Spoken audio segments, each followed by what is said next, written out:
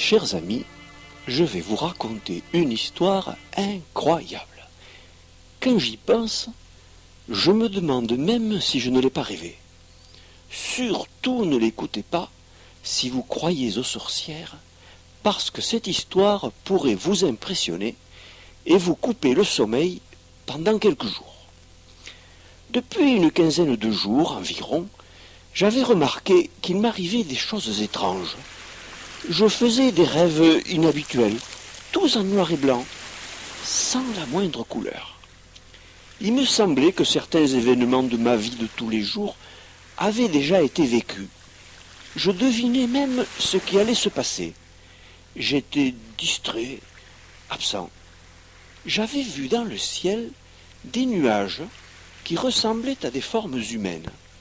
Et la lune me paraissait quelquefois tellement proche que je m'étais surpris à allonger le bras comme si j'avais pu la toucher avec la main.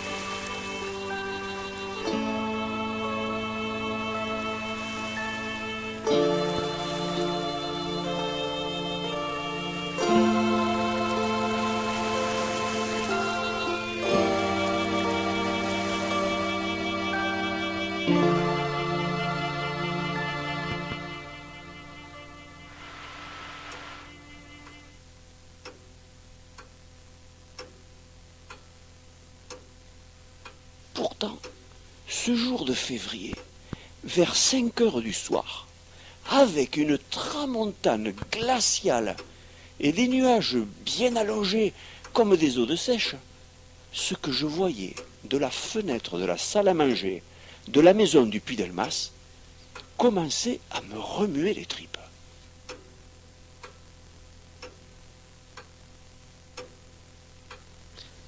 Le soleil couchant éclairait en rasant la chapelle de la Salette et même les pentes de Madeloc. Mais les nuages, ces fameux cocons blancs et gris que le vent étirait, semblaient s'allumer et s'éteindre. Mais pas tous ensemble. Rouge, gris, merde de Déu. Et ma mère, assise sur sa petite chaise à côté de moi, regardant machinalement la route du Puy-Delmas à travers la même fenêtre pour se distraire, semblait ne rien voir. Mon père était allé fermer le portail car Annie avait déjà rangé sa voiture. Je savais que de là où il était, il ne pouvait rien voir car le grand arbre de l'autre côté de la route, la maison de Madame Pagès et celle d'Arlette, l'empêchaient de voir la tour. Malgré la bonne odeur d'ouillade qui venait de la cuisine, je n'ai pas pu résister très longtemps. « Maman, j'ai quelques photos à finir. Je vais aller jusqu'au Mazretch, peut-être jusqu'au col des Gascons, parce qu'il y a un coucher de soleil magnifique. »« Oh, avec ce temps-là, tu vas sortir. Couvre-toi bien, maniaque, qu'il fait froid, et ne tarde pas trop, qu'il va faire bientôt nuit. On mangera à 7 heures. Pour regarder les régionales en mangeant. Et sois prudent, hein.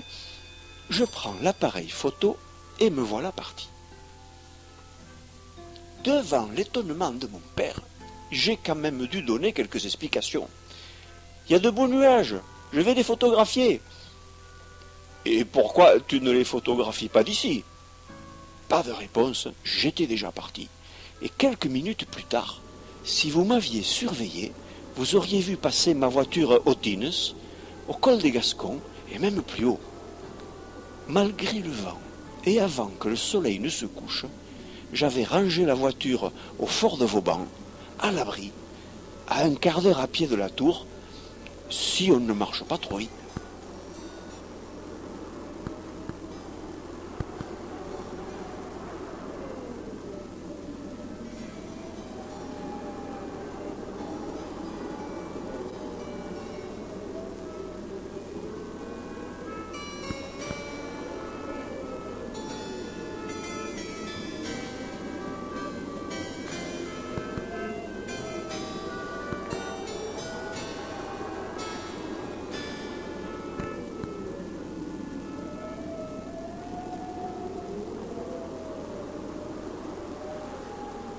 Après avoir bien vérifié que la voiture ne risquait rien, à l'abri du vent, mon sac de photographe sur l'épaule, j'entreprends alors le dernier parcours. Là où la petite route monte tant vers la tour Madeloc. Je ne sais pas si vous avez déjà affronté la Tramontane un jour où elle est déchaînée, mais c'est insupportable. Là-bas, à Madeloc, j'ai dû me tourner pour ne pas mourir étouffé, m'accroupir, ramper presque, et c'est avec soulagement que j'ai décidé de renoncer. Là où il y a un petit replat, comme on dit ici, là où quelqu'un a mis une chaîne en travers de la route, vous savez, comme pour dire « ça suffit, n'insistez pas », ou « le vent vous emportera ». Là où, depuis quelques années, les coureurs de la Tour Madeloc, vous savez, la course de Rizeau, celle de la fin du mois d'août, là où ces coureurs font demi-tour pour redescendre, c'est là que je me suis arrêté.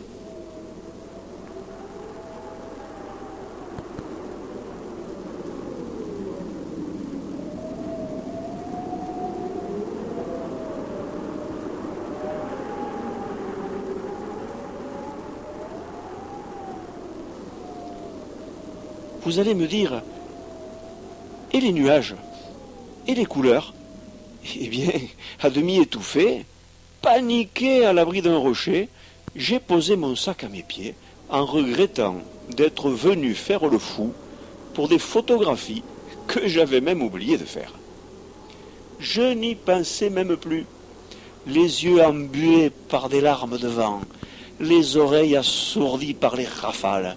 C'est à peine si je voyais cette souche de romarin qui sortait d'une faille, entre deux rochers, sans que la moindre parcelle de terre visible ne permette d'expliquer sa présence en ce lieu. Mais ces rochers, oui, ces rochers, ils sont rouges, puis gris, puis rouges. Mais c'est vrai, les nuages, ils continuent leur cinéma. Vite, l'appareil photo. En me penchant, je vais avoir la tour bien visible, avec un premier plan sur le romarin. Et j'aurai le grand éboulis de cailloux à droite, en bas de la photo. Mince, cette route me gêne un peu. Mais que vois-je dans le viseur? Les rochers sont rouges, l'éboulis est rouge, les murs de la tour aussi. Je rêve ou quoi? Et ce vent. Alors, mes amis, c'est là que tout est arrivé. Ah, comme je regrette d'avoir été seul, sans témoin, pour confirmer mon histoire.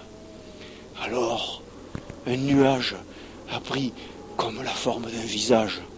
Un autre s'est mis à ressembler à un bouclier. Et puis, 4 autres sont devenus tout rouges sur le jaune du soleil couchant. Tout d'un coup, le vent s'est mis à me parler. C'est incroyable. Les rochers ont pris des formes étranges.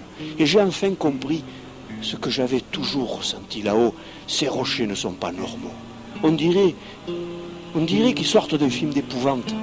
On pourrait presque croire qu'ils ont éclaté pour libérer quelques monstres de la terre. Ou peut-être qu'ils vont éclater. Mon Dieu, ces rochers rouges, gris, rouge, gris, rouge, comme les 4 barres de notre drapeau catalan, comme le sang de notre bon roi Wilfred avec ce ciel jaune. J'avais, quand la voix de ce vent est arrivée à mes oreilles, comme un goût de sang dans la bouche et une irrésistible envie de m'enfuir, presque envie de vomir. Et je peux vous l'avouer, je crois que je n'avais jamais eu aussi peur de ma vie. Alors, la voix du vent m'a parlé. Je suis le chevalier de Madeloc. N'aie pas peur, tu ne risques rien. Depuis que tu as franchi cette chaîne, tu es sous ma protection. Avant, tu avais contre toi toutes les sorcières qui ne voulaient pas te laisser arriver ici. C'est moi qui t'ai fait venir, petit, et je t'ai choisi pour bien des raisons que je ne peux te dévoiler.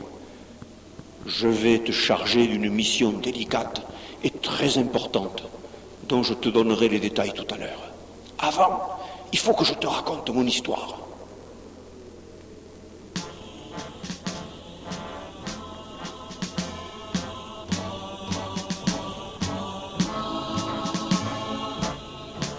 Je suis le plus célèbre des Almogavar, ces guerriers invincibles qui étaient devenus les seigneurs de la Méditerranée.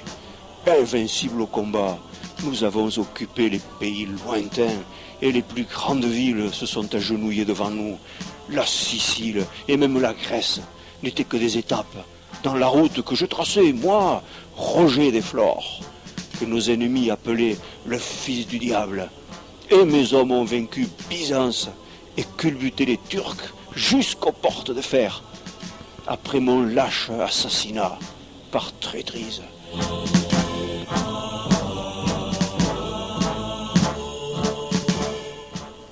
Ils ont pillé, saccagé et tué tout ce qui était devant eux. Alors, un butin inimaginable a été récupéré.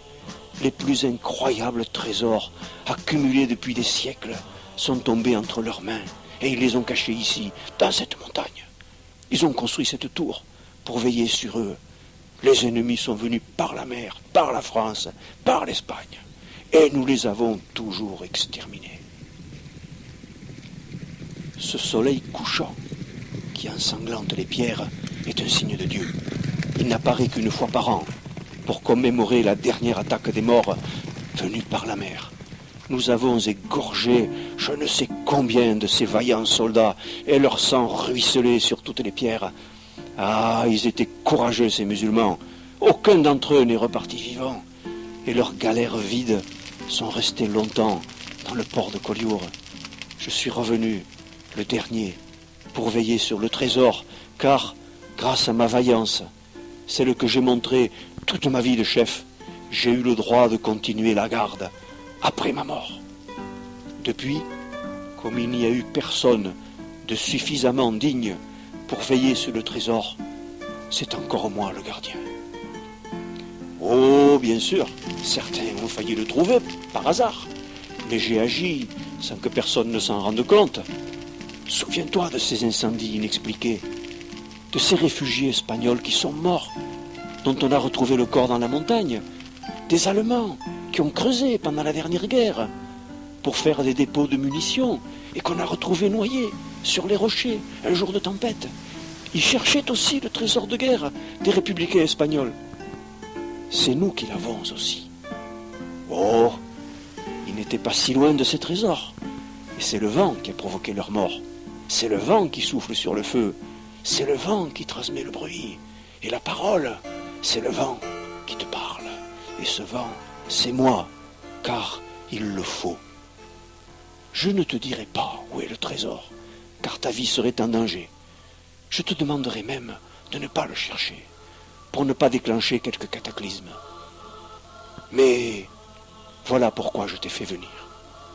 Je vois depuis quelques années apparaître une nouvelle race, celle des vainqueurs comme nous. Un homme de grande qualité, dont le prénom est Henri, a inventé une épreuve très difficile, qui demande beaucoup de courage et de qualité physique. Elle consiste à monter en courant jusqu'à nous. Il a fallu beaucoup d'intelligence et d'influence, de notre part et de la sienne, pour penser à ne pas arriver jusqu'en haut. Ils auraient alors piétiné nos rochers qui gardent le sang de nos ennemis, et nous aurions dû briser cette race. Comme tu le sais, ils font demi-tour avant ces derniers mètres, que je dois protéger. D'ailleurs, tu n'es pas autorisé toi-même à arriver aujourd'hui jusqu'en haut, et d'autres que toi ont déjà éprouvé cette difficulté, car c'est un jour anniversaire de combat.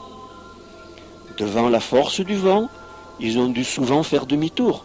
Ils ont bien senti qu'il y avait une interdiction qui les dépassait, car nous devons respecter le sang de nos ennemis, surtout quand il réapparaît sur le terrain du combat, quand il suinte du cœur des roches, comme aujourd'hui. Un jour, un trophée sera créé par un sculpteur, sans que lui-même ne sache pourquoi. Henri devra lui donner ton nom. Alors, me dit la voix, alors seulement tu parleras. C'est pourquoi je te parle aujourd'hui. Dis à Henri que tous les vainqueurs de ce trophée doivent être nommés chevaliers de Madeloc. Lui seul a le droit et le devoir de le faire. Le jour de la course, après la remise des récompenses, devant les responsables et le public, il dira au vainqueur, « Toi, vainqueur de la tour, tu es fait chevalier de Madeloc. » Il fallait attendre le trophée pour agir. D'autre part, il faudra envoyer un diplôme au vainqueur précédent. Seuls les vainqueurs de cette course seront chevaliers de Madeloc. Heureux soient-ils, eux et leur descendance, car ils auront permis aux vieux chevaliers que je suis de trouver le repos éternel.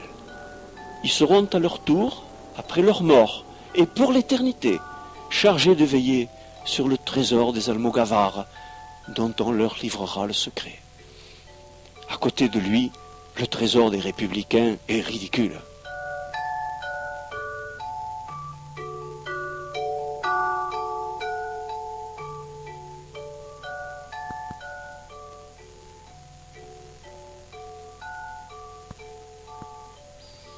Et puis la voix sembla disparaître, mais elle revint, plus sourde, plus lourde de secrets. Écoutez, mes amis, ce qu'elle me dit encore. Mais j'ai autre chose à te dire. Un terrible secret, livré à nous par les sorcières. Nous avons découvert le livre des sorcières, au fond d'une cachette, dans le château de Tresserre. Nous savons pourquoi elles se réunissaient au Canigou et à Madeloc. Mais là, quand je t'aurai expliqué tout cela, je te demanderai d'être très prudent. Bien des gens t'expliqueront à quoi servaient ces tours et pourquoi on leur a donné ces noms, Madeloc, Massan. Et personne ne croira ce que je vais te dire, car effectivement, sans ce livre, nous ne l'aurions jamais su. La montagne de Madeloc est un lieu maudit, maledictus locus, malait lioc, ce qui est devenu Madeloc, le lieu où on enferme pour le purgatoire les âmes maudites.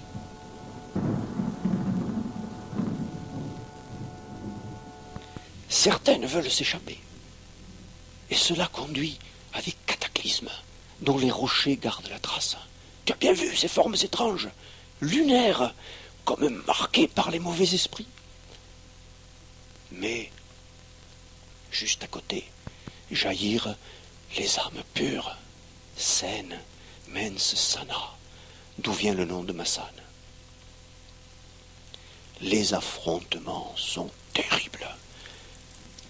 Mais d'autres lieux existent où les mêmes problèmes se sont posés, surtout du côté du Canigou. Souviens-toi de l'Aïgat d'Olcourante. C'est plus terrible. Il a fallu tuer des hommes pour éviter une sortie d'âmes maudites. Pour s'échapper, elles avaient déchaîné les pluies. Personne n'a pensé que la terre était devant une terrible menace. Et pourtant, je ne t'ai pas tout dit. Vous avez, sans le savoir, dans cette montagne de Madeloc, qui ressemble à une pyramide, une âme terrible, qui attend la fin de son tourment. Cela va te paraître impossible, mais il y a ici, écoute-moi bien, l'âme en purgatoire de Ramsès II.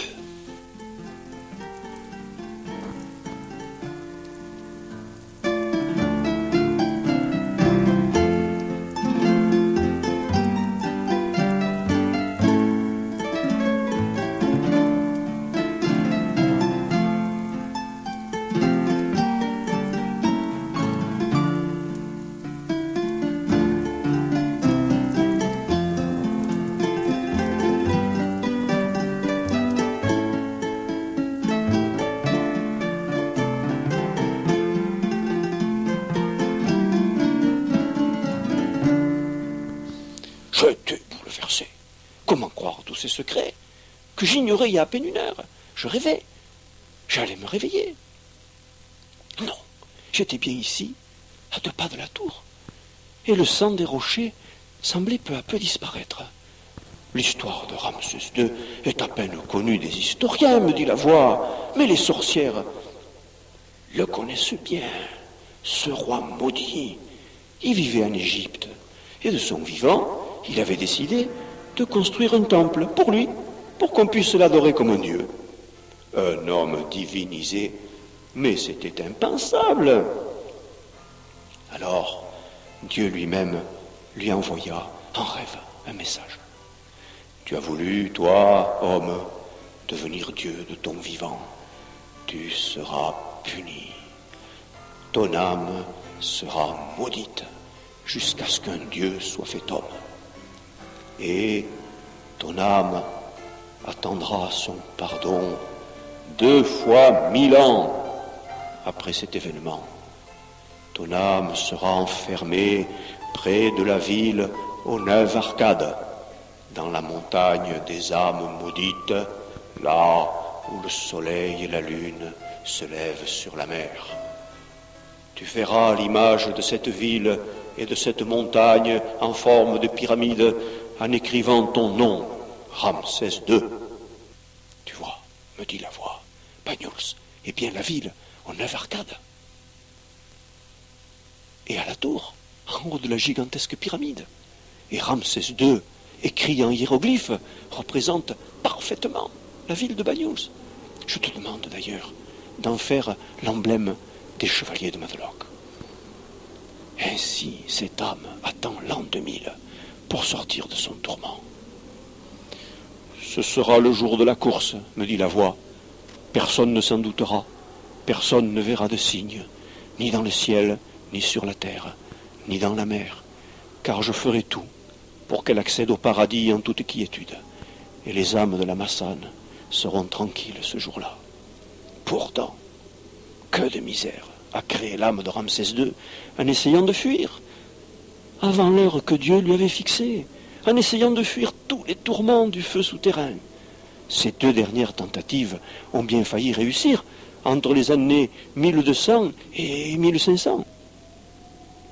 Il y a eu je ne sais combien de tremblements de terre. Le plus fort fut celui du 23 février 1427. Ce jour-là, les âmes maudites s'enfuirent vers la mer, arrivèrent à la plage des Elmes, la plage de las Animas, des âmes. Le nom a été déformé depuis si longtemps, mais heureusement, l'effondrement des rochers avec le tremblement de terre et avec l'aide de Dieu et de la Sainte Vierge avait donné naissance à un rocher qui ressemblait au sphinx veillant sur l'éternité. Les âmes maudites ne purent s'échapper, car le sphinx montait la garde, et il y est toujours.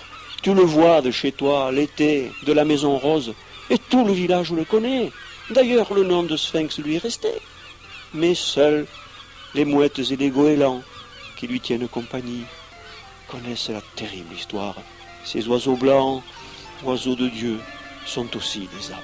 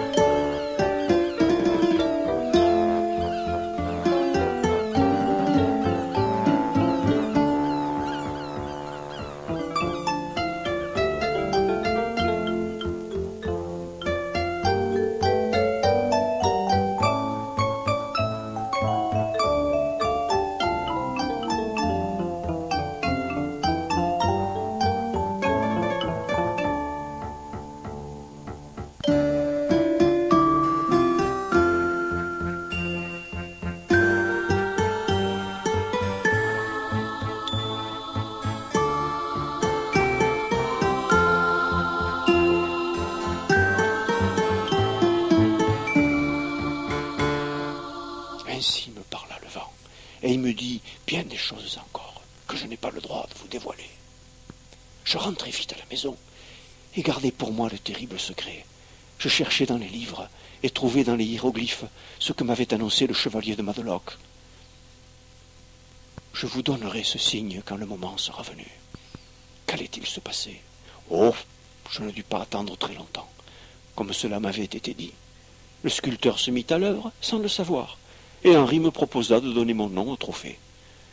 Alors, Je viens de vous dire tout ce qu'on m'avait ordonné de vous dire, mais pas tout ce qui m'a été dit. Et vous comprenez bien pourquoi. Si vous me voyez un jour partir vers Madeloc, seul, ne me suivez pas, surtout s'il y a du vent, et si le ciel vous paraît trop rouge, c'est que je vais revoir mon chevalier. Peut-être déclencheriez-vous, sans le vouloir, un bouleversement terrestre qui vous serait fatal, une pluie terrible, avec des inondations, un incendie, un tremblement de terre, à moins que, comme cela est déjà arrivé à quelques-uns, votre voiture ne tombe dans un ravin, sans raison apparente.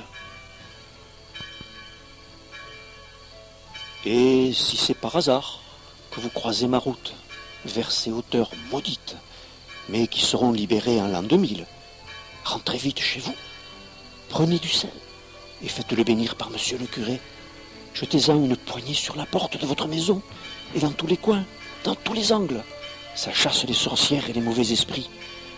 Moi, je le fais tous les soirs depuis ce jour où me parla le dernier chevalier de Madeloc. Et n'oubliez pas que, même si l'âme maudite est partie, il y a encore ce trésor, ce fabuleux trésor des Almogavars que devront garder, après Roger de Flore, fils du diable, tous les vainqueurs de la course, pour l'éternité.